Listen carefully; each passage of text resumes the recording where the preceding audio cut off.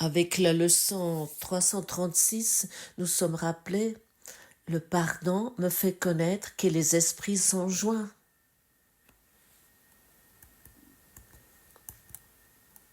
Le pardon est le moyen désigné pour la fin de la perception. La connaissance est rétablie une fois que la perception est d'abord changée, puis fait place entièrement à ce qui reste à jamais au-delà de sa plus haute portée. Car les vues et les sons ne peuvent servir au mieux qu'à rappeler le souvenir qui réside au-delà d'eux tous. Le pardon balaye les distorsions et ouvre à la vérité l'autel caché.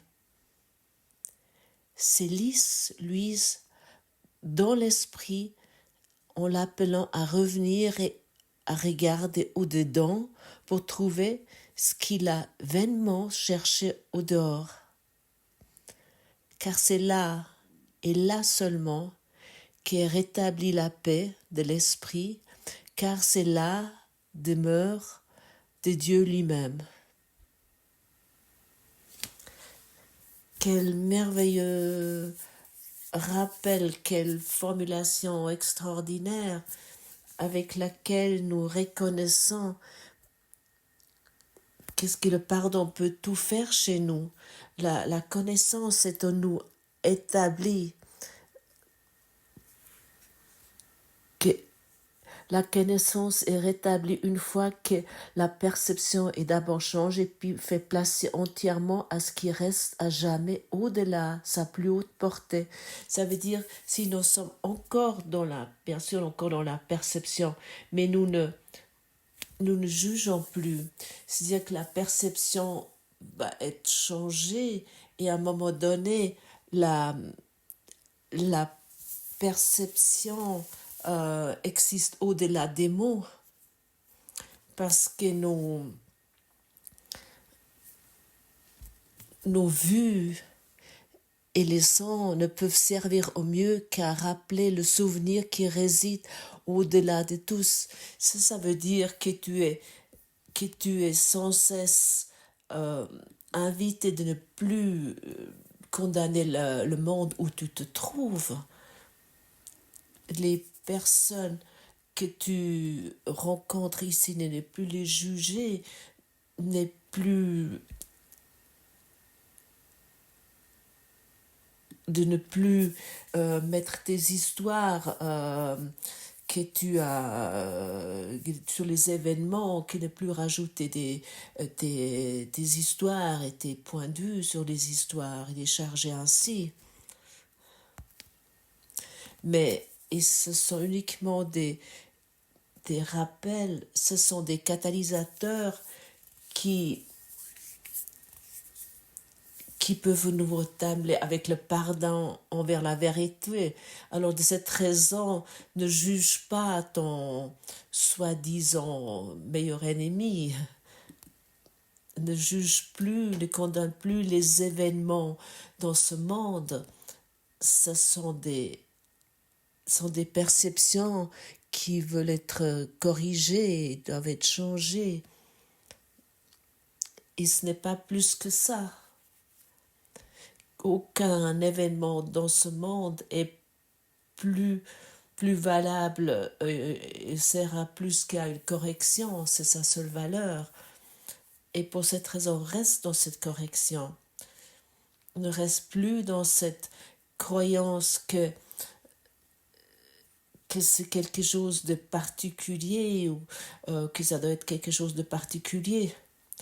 Reste dans cette correction, peu importe qui tu rencontres, peu importe comment la personne se démontre ou l'événement, c'est uniquement là pour être corrigé avec le pardon, parce que le pardon balaye les distorsions et ouvre à la vérité l'autel caché qui est en nous. Et c'est pour cette raison la porte vers la paix, la porte vers la délivrance, vers le salut, s'ouvre vers l'intérieur, la porte vers la vérité s'ouvre vers l'intérieur. Et c'est là où se trouve l'autel de l'amour.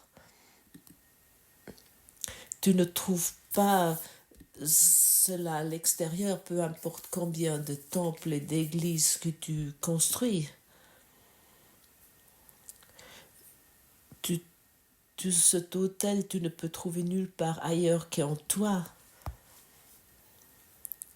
Les êtres humains, ils ont toujours essayé, déjà depuis la nuit des temps, de construire des autels et de les considérer comme saints.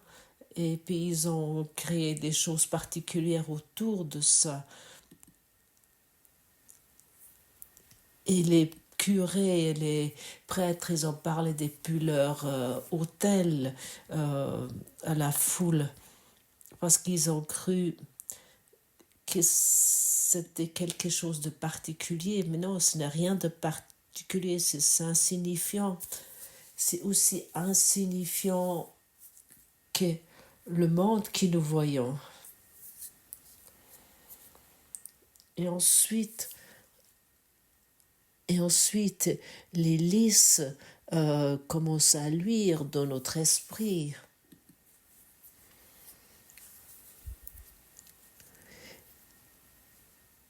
Et ces lys, qui sont éclatants, ils nous demandent de retourner vers nous-mêmes, en nous-mêmes, au lieu de chercher à l'extérieur. Tout ce que nous avons cherché à l'extérieur, ça ne sert à rien. Nous ne voulons plus chercher à l'extérieur. Nous voulons vraiment comprendre ce que nous cherchons. Nous ne pouvons pas le trouver autant que nous sommes à l'extérieur. Mais qu'est-ce que le monde nous a proposé? Nous pouvons uniquement être. Qu'est-ce que tu crois que le monde peut te proposer? Crois-tu que tu devrais avoir encore plus de quelque chose? Je peux te dire clairement, tu te trompes et tu tombes sur la tête. Si par exemple ton thème est l'argent, tu vas tomber sur la tête. Si ton thème est les relations particulières, tu cherches cela, tu vas tomber sur la tête. S'il s'agit d'un travail particulier ou de la santé, tu vas tomber sur la tête. Mais si la vie tourne uniquement autour d'une seule chose, c'est-à-dire que le pardon, s'il s'agit uniquement encore de se tourner vers l'amour de Dieu, tu ne vas plus rien manquer parce que tout ce que tu cherches est en toi. Lorsque tu aurais reconnu cela en toi, qu'est-ce que tu aurais encore besoin du monde? Tu n'as plus rien besoin du monde. Et ça, c'est ce cadeau formidable de reconnaître que je n'ai plus rien besoin du monde. Tout m'est donné depuis le royaume d'amour et n'est plus depuis le royaume de la pauvreté où nous nous sommes mis dedans et nous essayons d'être heureux avec quelques miettes de pain. Le royaume de Dieu va tout offrir ce que tu nécessites, que tu as besoin. Et quitte à zone de confort qui finalement est uniquement une souffrance confortable pour que tu quittes cela enfin. Nous sommes actuellement, Silke et moi, à un congrès d'Advent à Bad Meinberg en Allemagne et j'ai hier amené ce terme, la souffrance confortable. Et cela devrait t'ouvrir tes yeux. Je n'aimerais plus souffrir confortablement.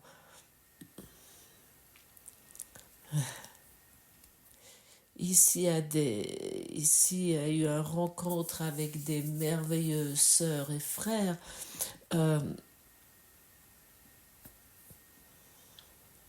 Comment nous avons appelé cela, qui veulent se totalement ouvrir à cet esprit et qui veut se mettre à disposition en tant qu'enseignant de Dieu, même s'ils ne savent pas comment ça fonctionne, ça n'a aucune importance. Nous nous dévouons à l'enseignement de Dieu en tant qu'enseignants de Dieu. Nous sommes rencontrés ici pour nous nourrir mutuellement et plus pour nous séparer.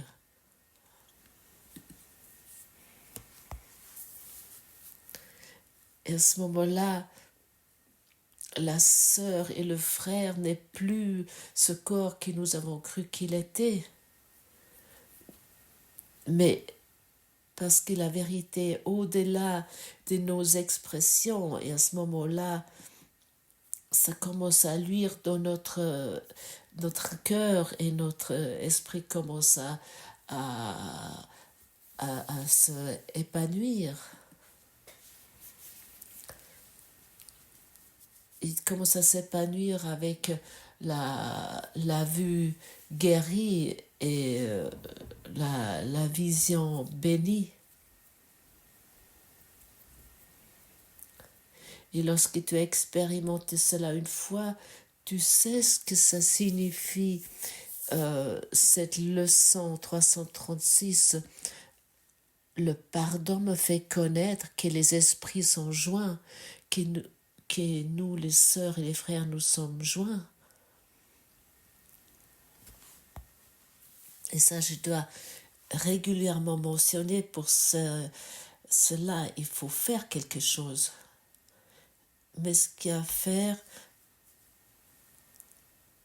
semble pour certains totalement impossible parce qu'ils semblent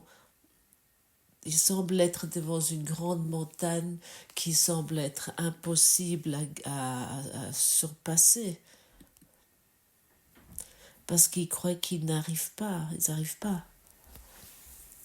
Mais il doit y avoir quelqu'un ici, une personne ici qui te dit tu peux changer en tellement peu de temps parce qu'il l'a expérimenté lui-même. Et à ce moment-là, il y a des centaines de personnes qui commencent à devenir dans notre esprit. Leur esprit change. Et ils regardent totalement autrement sur ce monde. Ça nécessite uniquement un seul observateur qui confirme cela. Et ça va se passer. Ça va avoir lieu. Nous savons que, par exemple, quelqu'un qui guide une expérimentation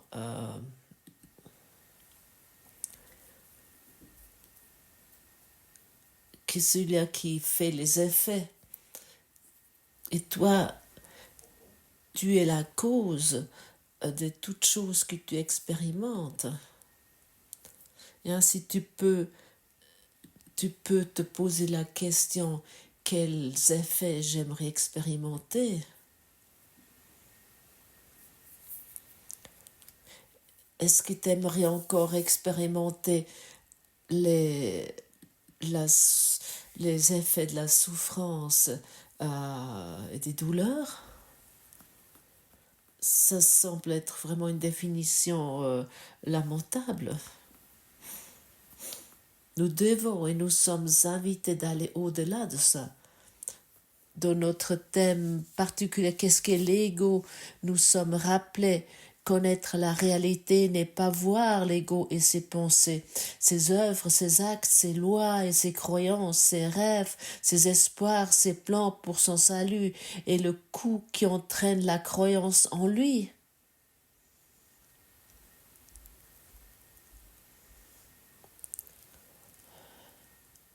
En souffrance, la prix d'avoir foi en lui est si immense que la crucifixion du Fils de Dieu est offerte chaque jour et son sanctuaire enténébré et le sang doit couler devant l'autel où ces malades fidèles se préparent à mourir. Oui, ce n'est pas une description très beau pour celui qui s'identifie avec le système de pensée égotique, mais il s'agit ici d'une description très raisonnable et sans compromis de l'ego. Même si l'ego aimerait que nous nions cette description, il va te dire, ah regarde, nous souffrons confortablement, restons ici, nous nous sommes tellement bien aménagés dans cette souffrance.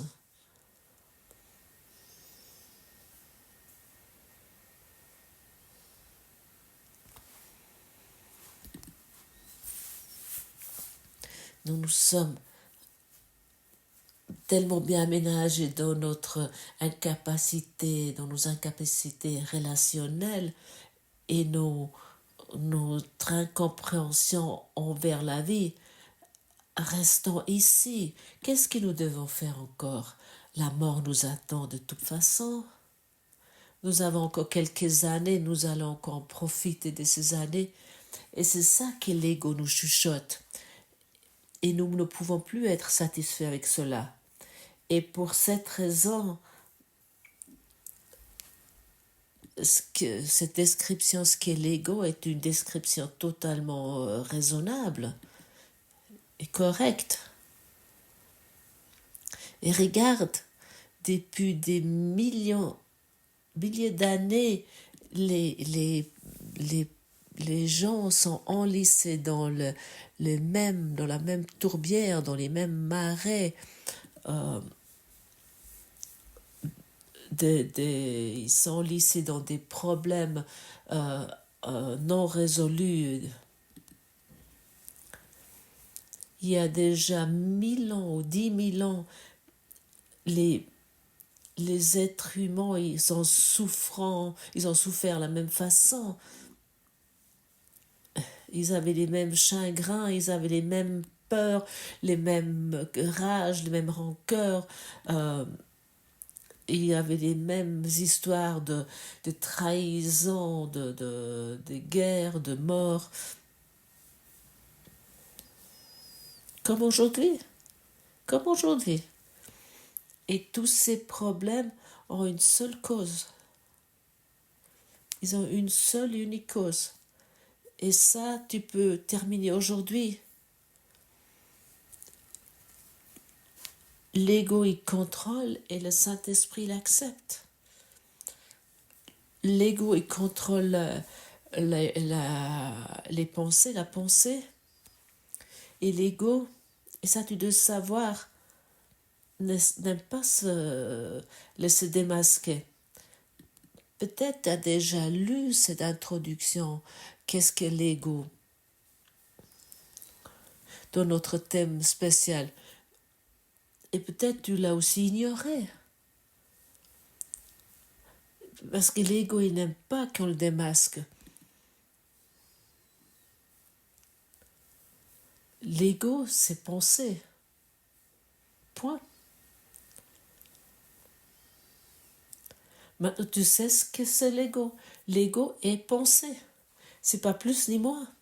Et une machine de pensée ne peut que penser. Elle ne peut pas faire autre chose. Et si nous nous identifions avec cela, nous nous identifions avec un niveau de fréquence basse où nous essayons de souffrir plus ou moins confortablement.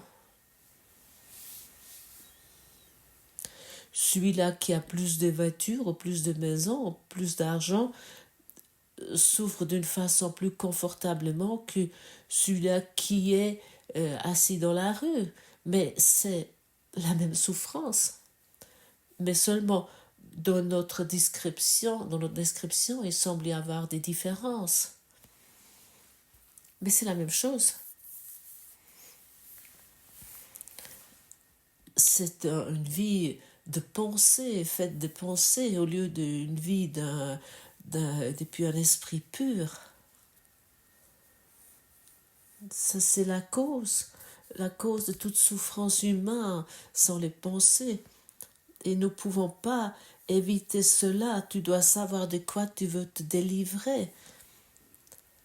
L'ego, c'est penser, pas plus ni moins. Et si toi, tu constates pour toi que tu penses tout au long de la journée, alors à ce moment, tu sais avec qui tu t'identifies.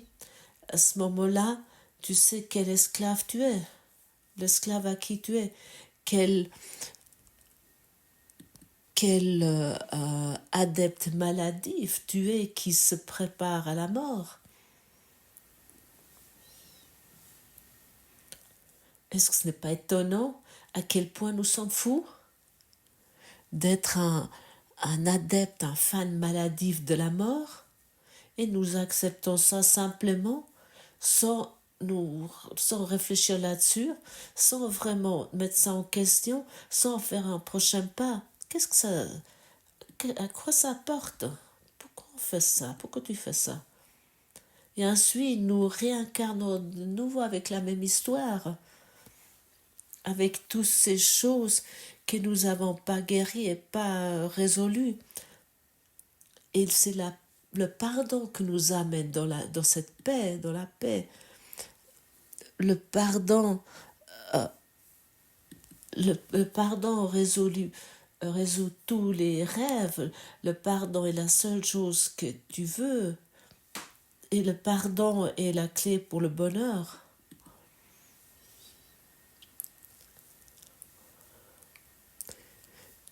Tu ne peux pas éviter cela, tu ne peux pas contourner cela, pas plus que moi.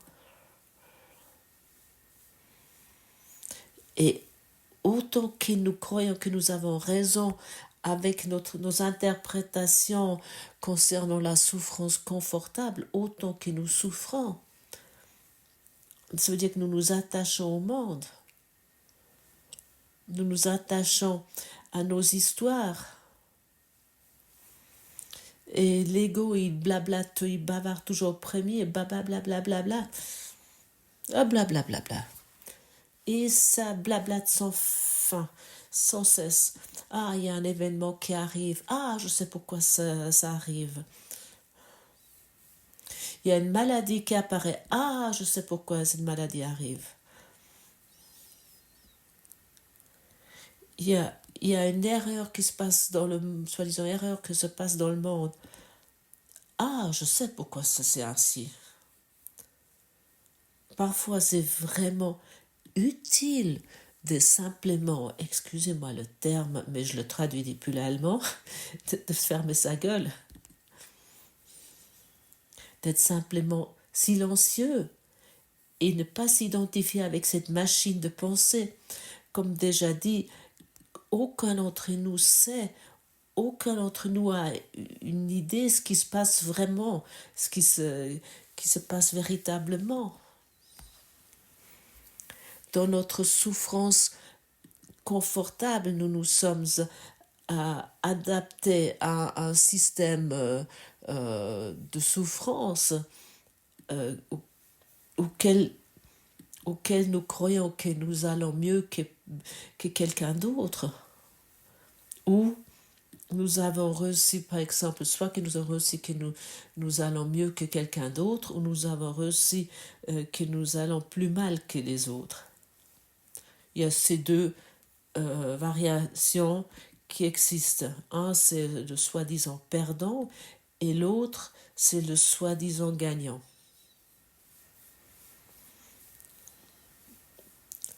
Est-ce que nous voulons encore nous identifier avec ces différences? Est-ce que nous voulons encore croire qu'il y a encore des solutions ici. Si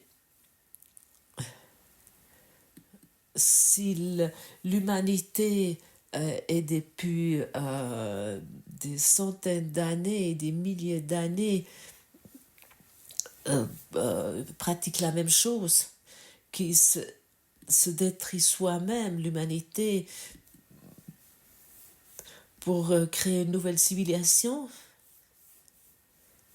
où ils croient qu'avec cette nouvelle civilisation qu'ils ont enfin compris quelque chose.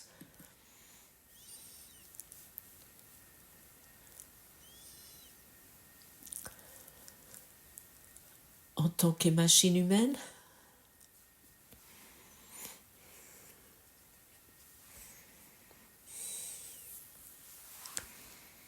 l'ego est la cause de toute maladie.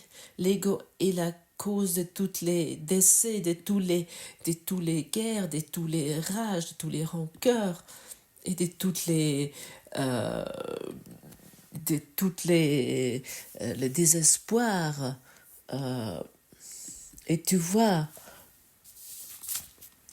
et c'est vraiment juste ces descriptions, car c'est uniquement l'ego est la cause de toutes ces choses. Et tous les êtres humains sont des esclaves de ce sentiment, qui est totalement traître que nous avons sur nous-mêmes, de lequel que nous nous sommes soumis à ce sentiment, et qu'il y a un souverain qui nous gouverne sans que nous le savons. Et ça, c'est cette machine à penser égotique, rien d'autre. Cette machine à penser qui s'appelle l'ego. C'est vraiment utile de savoir ça, n'est-ce pas?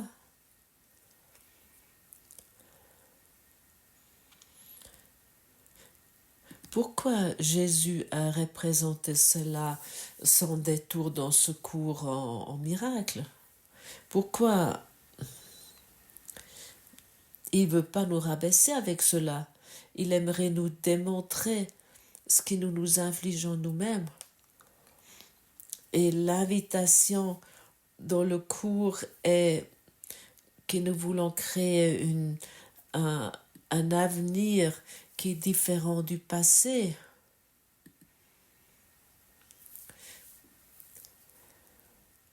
C'est pas un avenir que nous voulons créer nous-mêmes, c'est un avenir qui devient depuis l'Esprit de Dieu et qui est notre réalité.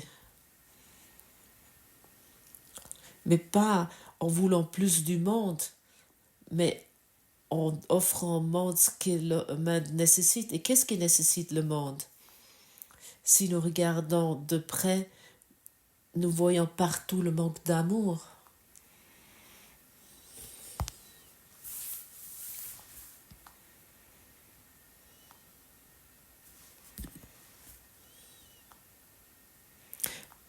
Partout où on aspire à plus, où on veut plus, le manque d'amour est présent. Et nous sommes, toi et moi, nous sommes ici pour annuler ce manque, pour dissoudre ce manque.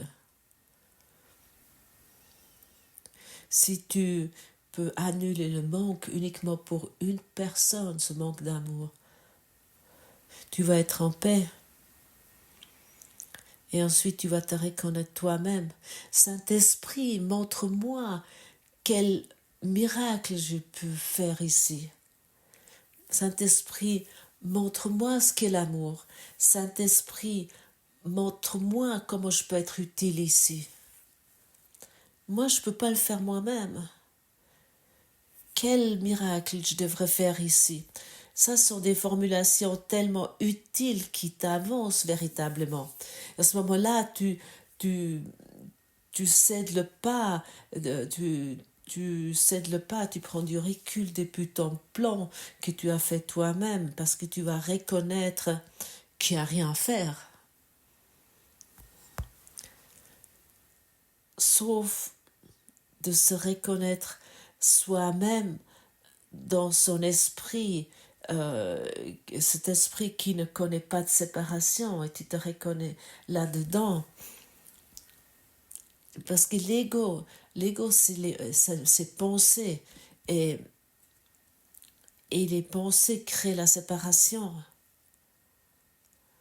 Ça résulte de la séparation. Chaque pensée que toi tu penses personnellement, réfléchis une fois sur ça, cela crée la séparation. Soit il s'agit de moi-je, ce petit moi-je, ou il s'agit de toi.